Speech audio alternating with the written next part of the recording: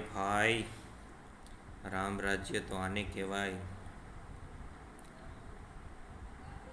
ભારતનો એક પણ વ્યક્તિ 18 વર્ષથી વધારે ઉંમરના, 18 વર્ષ સ્ટાર્ટ થાય એટલે તેમની ઇન્કમ ચાલુ થઈ જવી જોઈએ સરકારી ધોરણ અનુસાર. સરકારી જ કામ મળવું જોઈએ, પ્રાઇવેટ કામ મળવું જ ન જોઈએ. વ્યક્તિને પોતાનું ઘરની અંદર બધી સુખ સુવિધા, લાઇટ, પાણી,